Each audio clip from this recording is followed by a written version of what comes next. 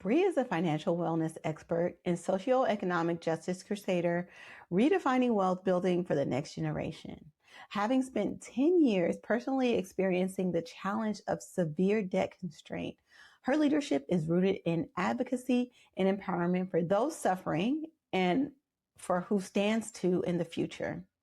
Known for her bold voice and countercultural approaches, initially demonstrated through her time as a co-founder, president, and CEO of nationally acclaimed nonprofit The Prosperity Project, Bri is continuing her service through financial wellness education enterprise Undefeated.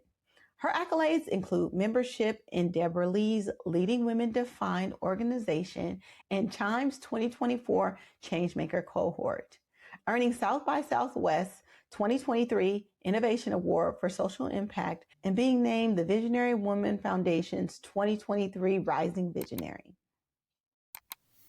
What's up, my financially intentional people? I'm honored to be joined today by Bri Franklin, and she has been in the finance wellness space for a multitude of years, working on various projects, and she has now launched a new program called Undefeated.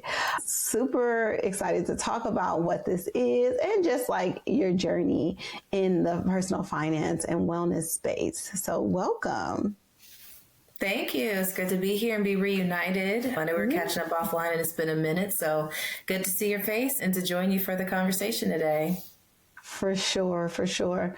Let's just get started in talking about your background with your own personal finance and why this inspires you to create a platform to help others. Yeah, so I definitely felt it was my responsibility. As they say, when you know better, you do better.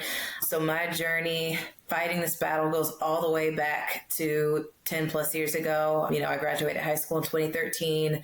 I was not the first in my family to go to college, but I was the first to go to a school that required taking on 6 figures in debt in order to complete all 4 years. And that was with grants and scholarships and parental contribution. So it was just very apparent to me early on that the loans were going to catch up to me quickly. And as I navigated those waters coming out of school, as a lot of young people do, you realize, oh, wait a minute, like I just signed myself up for a lot of debt. And so that really came back to bite me. And there were some domino effects for years after the fact that took forever in order to really get a handle on. And then it also created interpersonal relationship challenges, the whole nine. So my first attempt to solving this problem was through my previous org, the Prosperity Project, where we were fundraising to deploy capital to help other debt-constrained Black women like ourselves, including me and our founding team, when I say ourselves, but helping those in our same situation, pay off their loans and also improve financial wellness. And so that really set the groundwork to start to approach it now from the preventative space, seeing how expensive for one, but also just resource and time intensive it is to handle it on the back end. It makes so much more sense to treat it proactively. So that is what we're up to through our Higher versus Higher initiative. Oh, I love that. I just first of all, debt is such a heavy burden. It's one of those things that is definitely tangible, like you feel debt in your body, and especially like Black women. And I'm about a generation ahead of you, but still, it was the first time that student loan debt really, it was just like debt in general, 6-figure student loan debt became prevalent during my generation. Before, it wasn't even a thing. So it wasn't something that our counselors could talk to us about because it was nothing that they really experienced firsthand. It was nothing our parents really talked to us about. Even if they did go into higher education, it was way cheaper or if not free. But we were pushed into this thing like go to school by any means necessary. And you kind of figure it out along the way, not knowing that for me, $200,000 later, I'm going into the workforce at this disadvantage. And so I think that says a lot about just like the landscape that we're in and having to figure it out on the back end versus like putting a plan in place proactively to prevent it. But also like it's a problem that's super prevalent in our communities, especially among Black women, because like, of course, we're the highest educated group of people people in the country, right? But that comes at a significant cost because on average, the net worth of Black women, even earning six-figure salaries, is still like really low. I think it's like $1,200 right now. And so the impact is significant.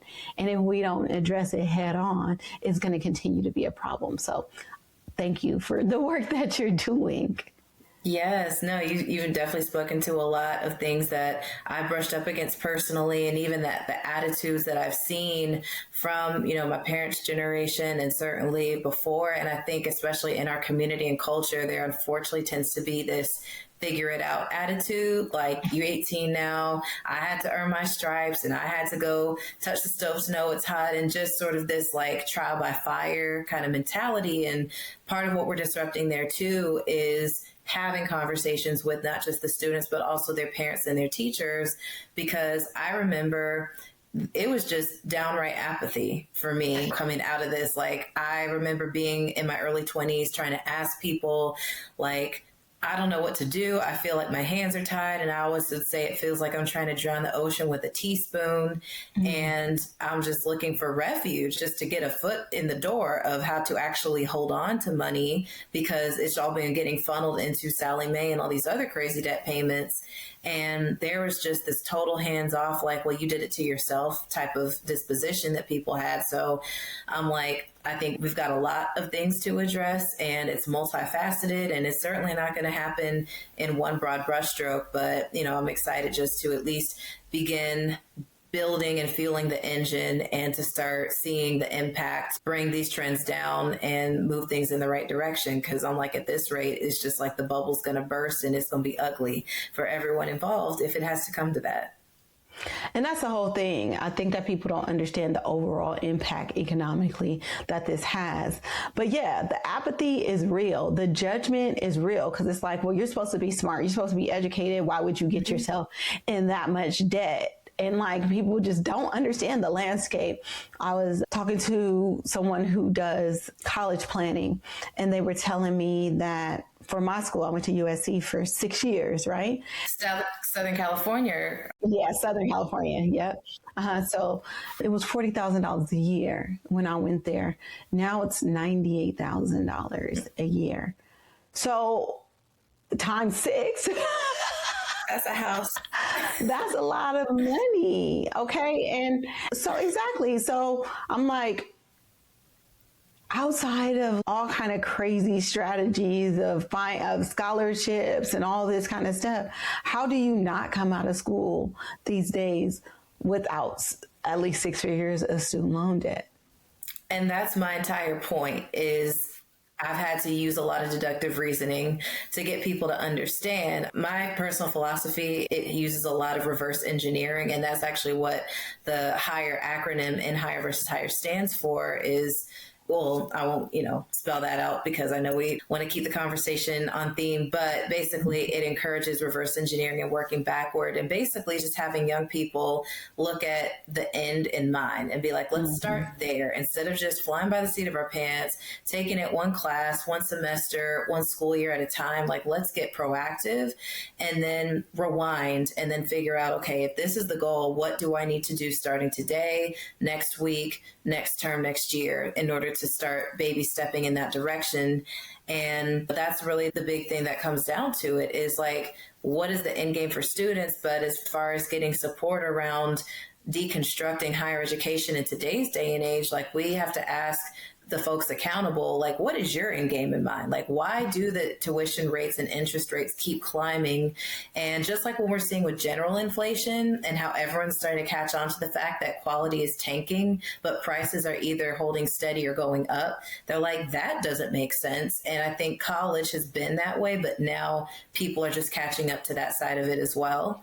And now they're starting to think, okay, wait a second, if the end game is to have a thriving and successful career and to make a decent living, and I can get that with a career certificate or an apprenticeship or a trade or an alternate certification, why in the world am I spending six figures in student loans just to say, well, maybe I'll get hired? Especially we saw what happened with the Stanford grads and how so many of them have just been totally placed out of the job market by AI innovation. And so I'm just like, at a certain point, folks are going to wake up in mass. And that's what I'm really hoping that we can trigger more of, is awakening people to what's been going on and just bucking back and saying, absolutely not. You know, even if money were no issue, there's no good reason why a college education should rival a small yacht in terms of total dollar tag.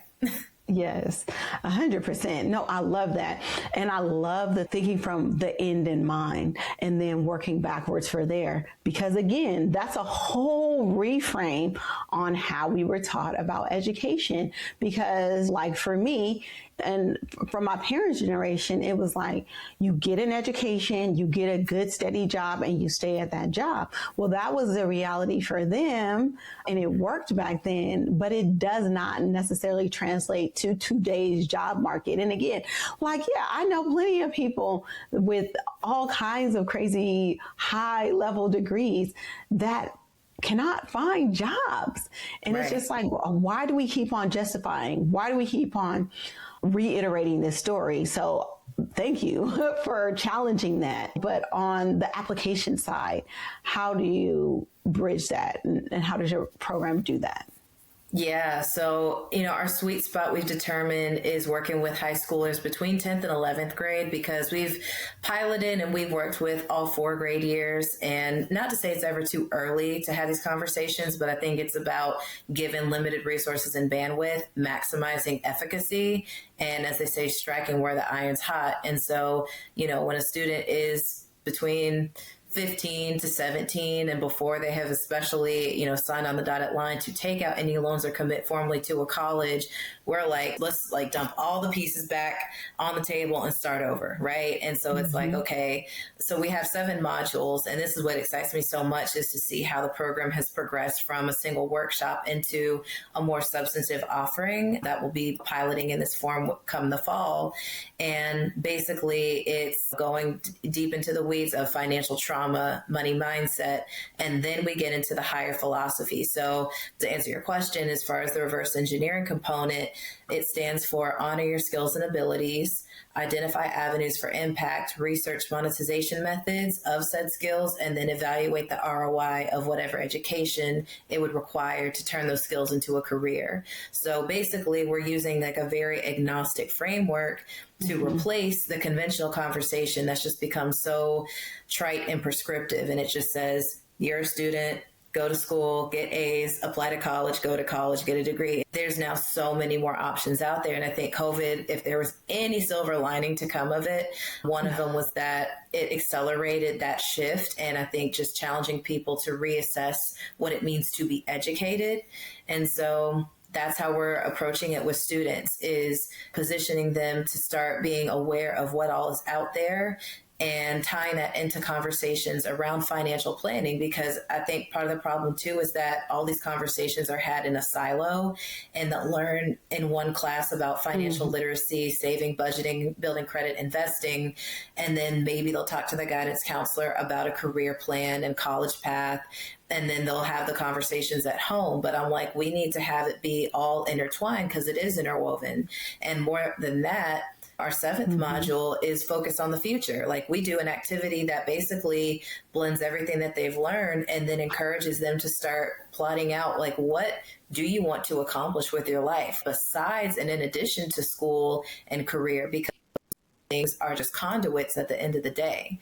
Like, you're so much more than what you do for a living and how much you make in that line of work. And so, you know, I think it's just what we're proud to be introducing is a way to help young people collectively and comprehensively think, okay, like, how can I live a balanced and financially healthy life in every capacity?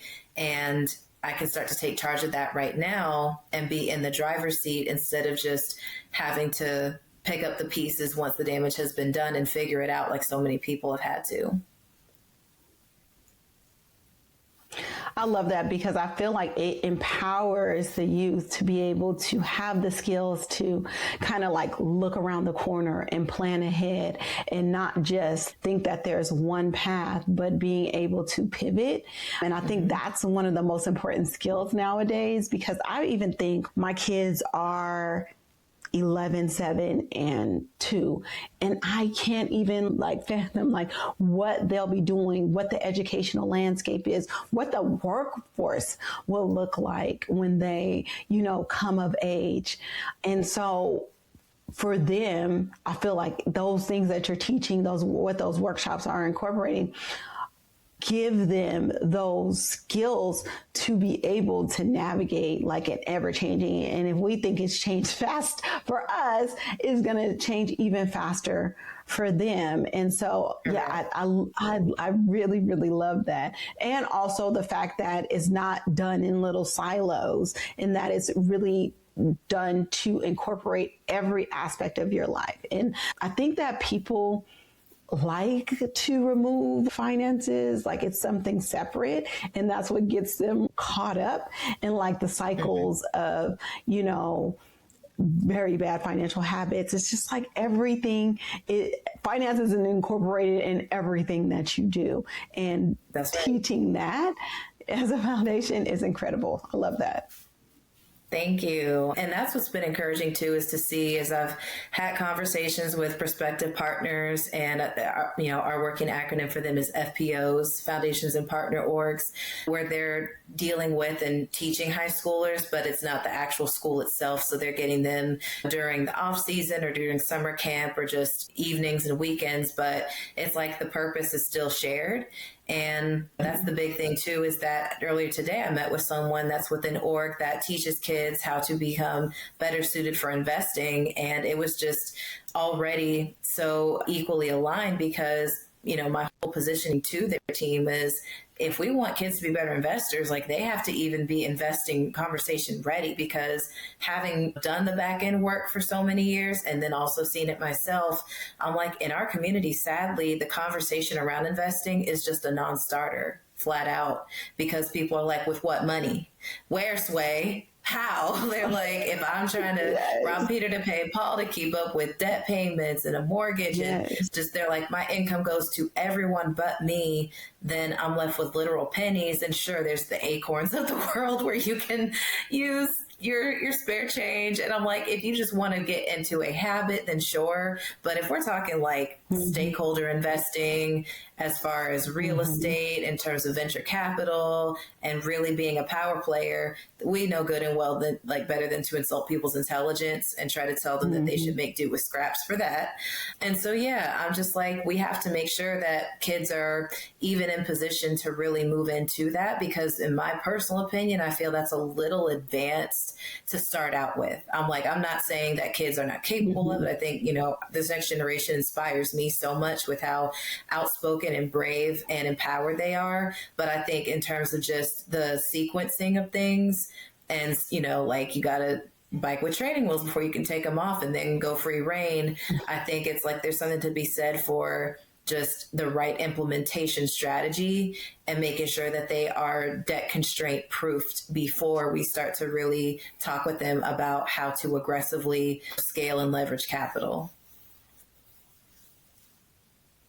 No, I love that. And yeah, I think it is way too advanced when people are just like, but first, I need to understand how I'm making money before we can have these conversations. And I think it's never too early to start talking about investing, but it's also part of that conversation is definitely like, okay, like how are we going to earn this money? Like you're not going to be living with your parents forever, right? You can't just, you're not going to be taking money for them. So how, and what is that going to look like, right? What is that going to look like? So I definitely love that. So how long have you been doing this work? And like, if you have graduates that have gone through the program, what kind of careers have they landed in? Yeah, so we've been up to this in this specific avenue, as far as the high school prevention piece, the roots go actually all the way back to 2021. Shout out to our girl, Yaneli Espinal, Miss Be Helpful, who also is with Next Gen Personal Finance. She did me one of the biggest favors in the world. And once we were introduced during COVID, we just kind of kept in touch and then started to collaborate. And she actually invited me in as a guest speaker for a lot of the classrooms that are in the NGPF network. For those watching this who don't know, it's kind of like the who's who of youth financial wellness and empowerment. And they've actually been leading a lot of the lobbying efforts to get financial literacy required at the state level for graduation. And if I remember correctly, I think they've earmarked $7 million in order to get the remaining of the 50 states on board by the end of, if not this year, then next year. And given how much progress they made, they might have already cleared that goal. I actually have to do my research and check. But in any case, the roots of reaching high schoolers go back to 2021. And it started out very much in a featured guest capacity. And then based on how well that was received, that was what gave me the inklings to say, okay, this now can be shepherded and turned into its own venture, specifically designed to stamp out the debt vulnerability piece. And so, this year is when we're really upping the stakes too, in terms of data collection, to have better insights on how our delivery and content is impacting students. Cause I'm like, that's what we're getting away from, is being like more one and done, like, okay, we're here for this workshop, and, obviously wishing them and wanting the best for them, but not really keeping it going. So moving forward with our next batch of pilot programs, and certainly once we do the full curriculum launch in the fall, we'll have better data to show how things are resonating and influencing decision making for the better, and, getting things to trend in the right direction in terms of decreasing debt vulnerability, increasing capital in hand, as well as alignment between education and employment prospects, and especially deterring young people from predatory traps of all kinds, not just student debt, but credit cards, buy now, pay later, anything that could potentially creep up on them later in life. So it's exciting because we're talking with a company their whole thing is data management and collection and just upgrading, what we currently have capacity to do. So in another few months, I'll be able to hopefully report back with some hard and fast positive answers there. I love that though. And yeah, shout out to Yaneli. She's doing some incredible work in the financial literacy for our youth space, like making sure that it is mandatory. And so I love that. But I just think that like the reverse engineering that you're doing and like helping people avoid those traps from the beginning is revolutionary, because it's preventative. It's doing all the things that, like in the healthcare system, like the healthcare system was set up initially to kind of just solve problems, or like to treat disease processes, right? Right. And to me, this is analogous to doing all the preventative care. And so those diseases hopefully don't pop up. And so like as a nurse. No, literally the saying, I think all the time about the saying, an ounce of prevention is worth a pound of cure. I'm like, people usually use that in medicine, but it totally applies here too. Yeah. Even for us in looking at the next generation, this is even another tool on the tool belt, because for me, the things that I've done for my kids is make sure that I had, the financial tools in place for them to, outside of just the way that I talk to them about money and all of those lessons, or like the 529s, making sure that they don't have to go into debt, making sure that they are set up as an adult, like set up like Chad, like they'll have the money to have a down payment on their house. I love that. Have the money to go to school. They'll have the money for their first car so they don't fall into those traps. But yeah, that's one component of it. But that education piece is far more valuable, I feel like, than just the money component. And it's such a bigger piece because, again, it translates to all across their lives, and it gives them the tools to be able to make better judgments so that, yes, we're not triaging the problem, we're preventing it from the roots. Yeah, absolutely. And the more that I read up on just the kind of collective attack I would say our nation is under at this point, I'm like, it's vindicating in an odd way, because I feel like my suspicions were always correct, that there is absolute bad intentions with this whole thing. I was like, the fact that people would oftentimes try to give benefit of the doubt to the lenders and be like, well, that's what it costs to get an Ivy League education, or that's just what it is now. I mean, it's inflation. Everything goes up eventually. And I just always like, no, I feel like there's something more to it. And I think just unfortunately, as we're now seeing heavily discussed in the news, things that have been happening for years behind the curtain to young people. I think this is like just a case in point example of that too, and I put it in our materials because I'm like, I'm done tiptoeing and trying to find like nice ways to euphemize it and make people feel good about it. I'm like, point blank, there's bad acting going on because a lot of folks have caught on to the fact that they can basically pimp out teenagers and see them as easy targets for debt captivity. And I'm like, so if your business model is predicated upon getting over on young people because they don't know any better, karma train is going to hit you like a truck, like it just has to by the laws of the universe. And it just really angers me. Like it's past like, oh no, the stats are so bad. I'm like, I don't even really get too into the weeds because I'm like, it all is just a reflection of poor ethics and morals. So I'm like, okay, now we have transitioned from a financial issue to a spiritual issue. And I just think, like not being afraid to speak truth to power, to call things like they are, and to just really reflect back what is happening. Because I remember seeing a quote that really woke me up to it years ago, and it was the former CEO of Sallie Mae, and he was like, if a teenager can produce condensation on a mirror, we need to get them a loan with us this year, as in like a student loan.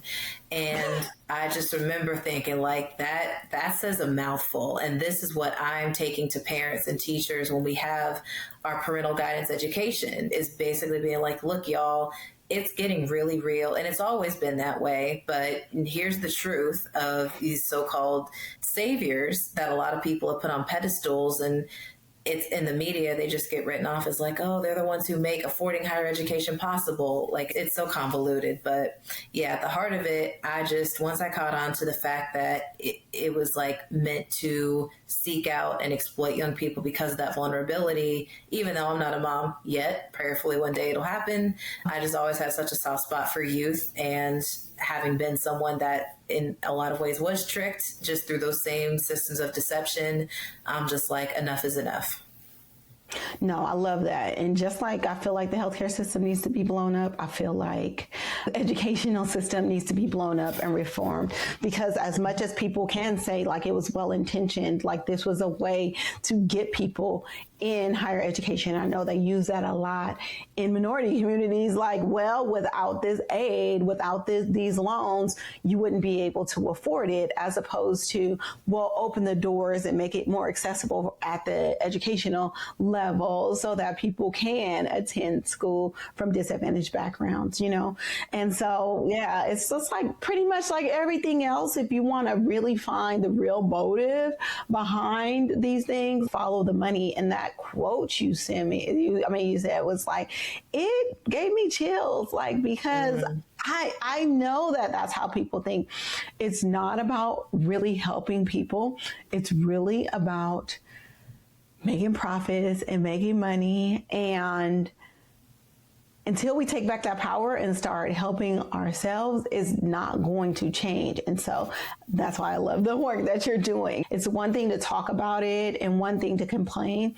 And there's another thing to build up the tools and the skill sets to be able to address those problems, And so for me, I don't want my kids, being exposed to the things that I had to go through. I always say, I set them up in a position so they can opt out of the BS that I had to deal with. That's right. And empowering them to be on that other side where they don't need to rely on these institutions and the things that go into that, because a lot of that is compromising. It's not being able to show up fully as you are. It's trying to fit into these boxes just to be accepted, just to play the game and go along with that, just to get by. And this is giving you the ability to not have to do that, That's right. And I'm like, it's to me a victory if, through paying it forward, other people are spared, because I do think there are two kinds of people in this world. There's the ones who are like, because I had to, you have to too. And then the others like you and me are like, because I had to, you will never. And just making it, not even with our direct descendants, but just, the work that we're putting out into the world and building these platforms, having these open forums for conversation, and not being afraid to challenge and push back. Because I do think for sure there's the expectation of complacency.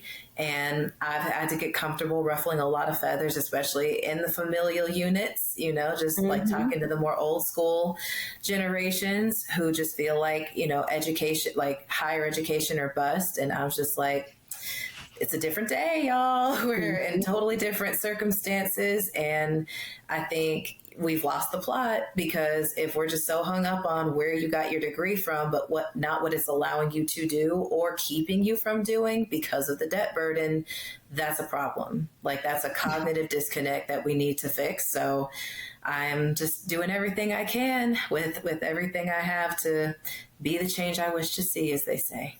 And I think about, like, you can speak forever to those people and not change their mind, but luckily this is not for them. So right. They don't have to get it. You don't have to get it, but guess what? These kids are going to get it. And I love That's that. Right. So where are you working right now? How available is this nationwide? Yeah. So since the year got started, I'm fortunately heavily networked, and just through having earned my stripes and done a lot of legwork through the prosperity era of events, I built out a lot of connections that are in the high school education space. So really our 3 partner buckets are divided into the CRA camp. So, that's like banks and credit unions in terms of who have the dollars and the resources to fund this more aggressively, and then subsidizing rollout into high schools that, obviously have a need, but just are totally budget constricted. And then we've had some success also with high schools themselves. We're talking to a lot of different districts, and we have like our 7 hotspots for the year. So New York, Chicago, Atlanta, DC, Boston, the DMV, and California, by way of both LA and the Bay. So we've just been getting all the pieces together to formalize a more structured rollout. And I realized that we're halfway through the school year, even though we as working adults have just started a new calendar year. But over the rest of the spring and early summer, we'll have a lot of doing the remainder of our one-off pilots and doing workshops just to get a foot in the door, and then get the kids excited about doing the actual curriculum once that's fully prepared and ready to go live in the fall.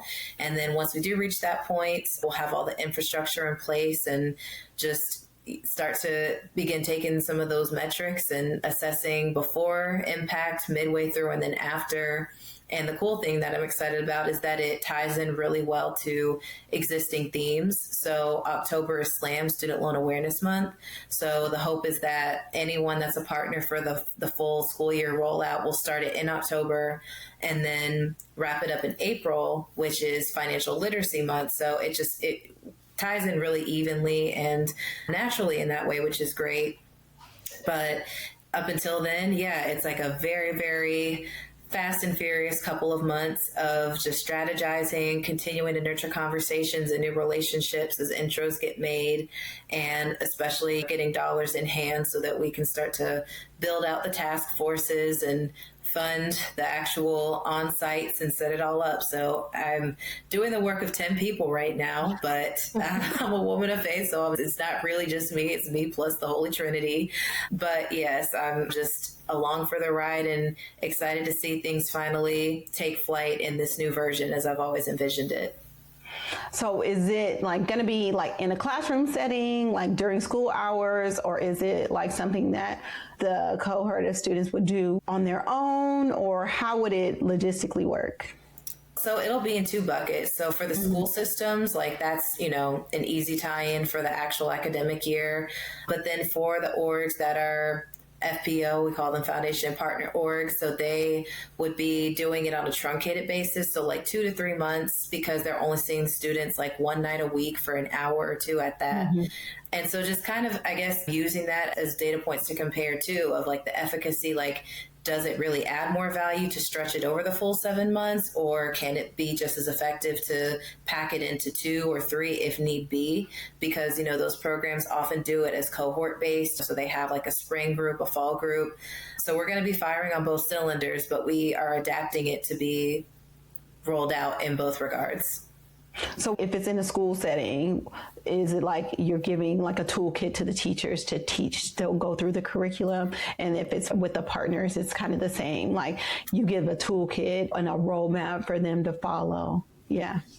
Yeah, it'll be train the trainer, because up to this point, I've been doing all the heavy lifting and instruction myself.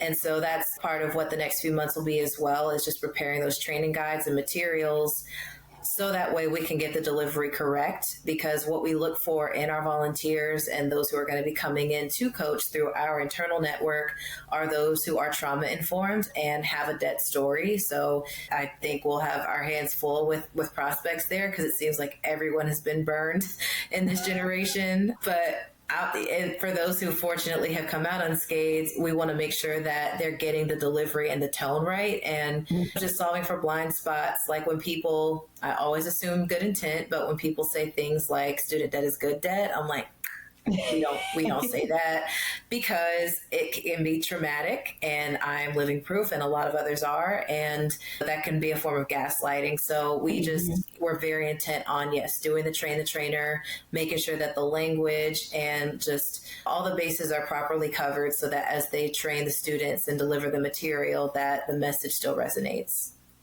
I love that. I love that. So what, as parents, can we do to get this in our local area, if this is something that we want our kids to have exposure to? I would say reach out to me, because the more that we can put an interest list together, that makes it a lot easier to get some of those larger funding partners on deck. I've done a decent job already with getting some early sway and getting some capital in the door, but like any ironclad institution like that, they are numbers people through and through. Even if they personally are like, if it were my check, I'd write y'all one tomorrow.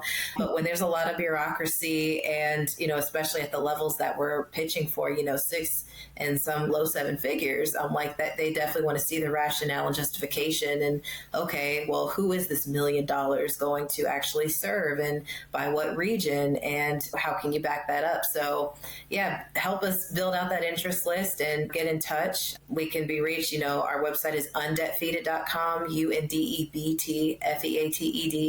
Send me a note on LinkedIn, Bri Franklin, reach out on social media.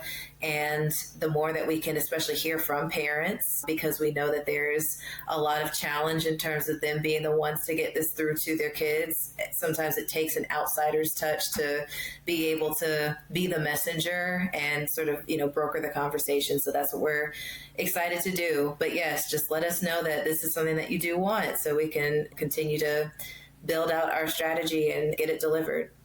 What about people who just want to contribute maybe financially to the program, like as an individual? Is that possible?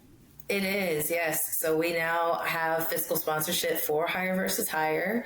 Our FS is fiscal sponsor allies. So I'll, make sure that all that information is put in the episode notes and things. But yes, we do have our own donation page and portal, and it's very frictionless from what I understand. So yes, contributions of any size and kind are a gift very much, and will go a long way to help us keep this going. No, I love that. And definitely be contributing, because I want to pay it for when my kids do it for the babies. Yes. Yes. We have to pay it forward. But yeah, I love this, and just looking forward to that transformation. And this shift is just so needed. And I really just hope that people understand how important that this is, especially during these times, and then just knowing looking forward, we can't keep on making these same mistakes. We can't keep on looking at the way we approach education and debt in our careers the same way our parents did, because the landscape is so different and ever changing. And if we're not working to, and even for ourselves, I mean, I just listened to something like the unemployment rates for Black women right now are at the highest that they've ever been. And it's a national crisis because, of course, like we're usually, you know, the canaries in the mine. So if it happens to us, it's just a trickle. Is it going to trickle down to more people? And so the time is like now that we need to start working on these things. And so I really, really appreciate the work that you're doing, but I really want people to understand how important this is and how much of a role they can actually play in changing the landscape for our kids and for us. So thank you for everything that you've done. Yes. Happy to. It is certainly my life's calling. I know that gets overused a lot, but I'm like, that is the textbook definition of what I understand it to be. And I wouldn't have it any other way. Like I've had so much that has, like, or I would say this problem has taken away so much from me previously, but I believe that all things do get redeemed in due time and that things get worked out, you know, for our good in the end. So it's just been really gratifying to see things come full circle and know that because of having gone through that fire, that I can make sure to put it out for other generations and, you know, just hopefully start a greater movement and collective awareness. I think it now transcends just student loan debt. It's like predatory lending and predation of all kinds. You know, my hope is that it will catch on and influence in like the sexual violence prevention space and other forms of abuse and exploitation, trafficking, the whole nine. So it's a domino effect, but I think we're starting strong. It's a rather large mission, and I'm just grateful for you for pursuing it because, I mean, that's a huge undertaking, and a lot of people wouldn't do it. But yeah, you're out here fighting the good fight, sis, and I appreciate you for it.